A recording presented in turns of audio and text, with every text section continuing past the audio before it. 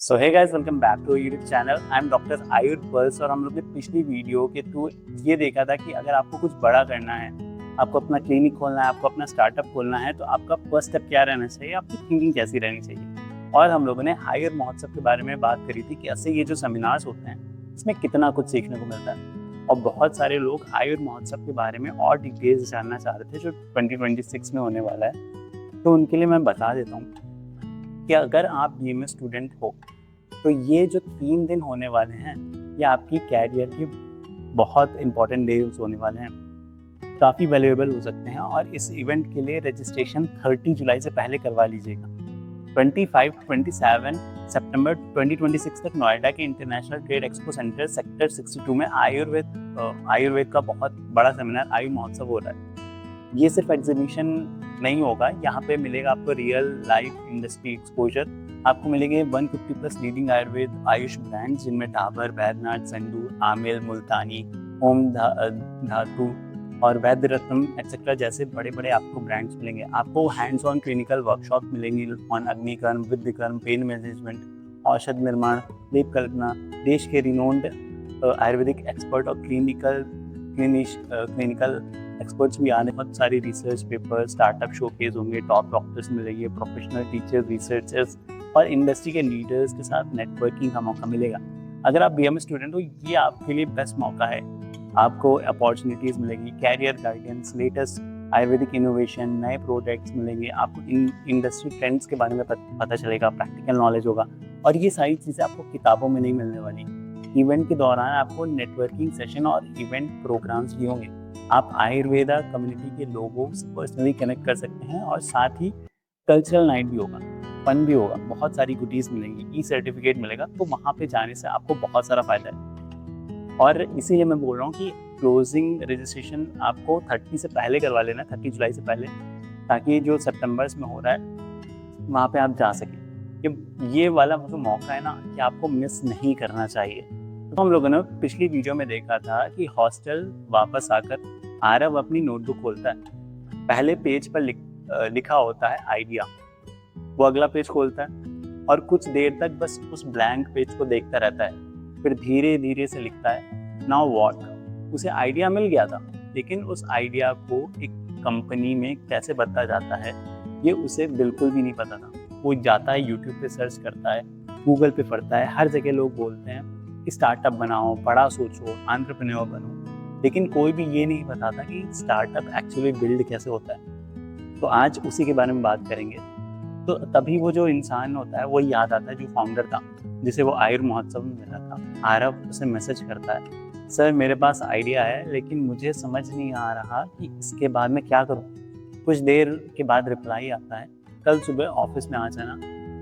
तो क्या होता है कि फिर वो अगली सुबह ऑफिस जाता है।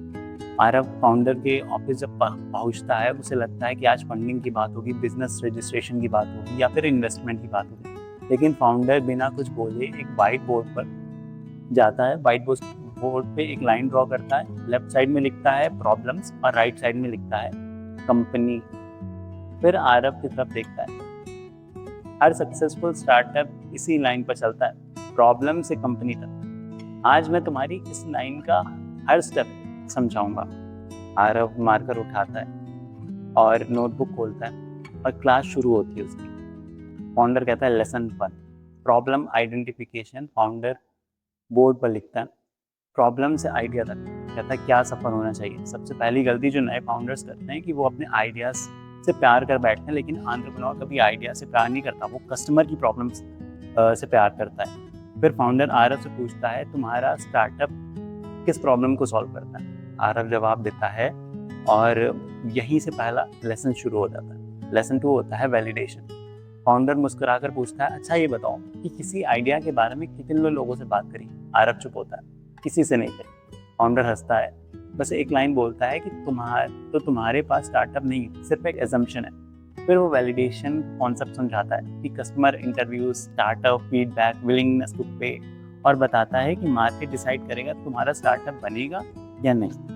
फिर लेसन 3 होता है कि MVP ढूंढो। फाउंडर आरव की नोटबुक से एक पेज फाड़ता है, उसके पास सिर्फ एक फीचर ड्रॉ करता है और बोलता है ये तुम्हारा वर्जन 1 है। आरव हैरान हो जाता है। फाउंडर कहता है कि परफेक्ट प्रोडक्ट बनाने में टाइम वेस्ट मत करना, सबसे पहले एक ऐसा प्रोडक्ट बनाओ जो सिर्फ प्रॉब्लम सॉल्व कर दे। और यहीं से MVP का कॉन्सेप्ट समझ में आता है। लेसन 4 होता है कि बिजनेस मॉडल क्या होना चाहिए। फाउंडर पूछता है अगर 10,000 लोग तुम्हारे प्रोडक्ट यूज करेंगे लेकिन एक भी रुपए ना दे तो क्या तुम्हारा बिजनेस चल पाएगा? पता नहीं। फिर वही बिजनेस मॉडल एक्सप्लेन करता है कि क्या होगा business model, subscription, one time payment, market place, commission, licensing, और बताता है रेवेन्यू स्टार्टअप की ऑक्सीजन होती है। लेसन 5 है ब्रांडिंग। फाउंडर कहता है कि कोई भी कंपनी का मेन बंदा उसका फाउंडर होता है। अगर फाउंडर बढ़िया है तो कंपनी का बेस बढ़िया होगा और कंपनी अच्छा चल पाएगा, क्योंकि लोग सिर्फ प्रोडक्ट नहीं खरीदते हैं, वो ट्रस्ट करते हैं। यहीं पर्सनल ब्रांडिंग और मार्केटिंग का लेसन शुरू हो जाता है। फिर लेसन 6 आता है कि टीम किस तरीके से बिल्ड करना है। फाउंडर एक पेंसिल आरव को देता है और बोलता है इसे तोड़ो, तो आरव तोड़ देता है। फिर फाउंडर उसे 10 पेंसिल्स एक साथ पकड़ा देता है और कहता है कि इसको तोड़ो, तो वो तोड़ नहीं पाता, कोशिश बहुत करता है। तो फाउंडर कहता है स्टार्टअप भी ऐसा ही होता है, अकेला फाउंडर की एक लिमिट होती है, जो टीम स्टार्टअप होता है उसकी स्ट्रेंथ होती है। लेसन 7 है लीगल और रजिस्ट्रेशन। फाउंडर बोर्ड पर लिखता है company registration, trademark, GST, compliance, और कहता है अगर फाउंडेशन स्ट्रांग नहीं होगी तो बिल्डिंग कभी स्टेबल नहीं रहेगी।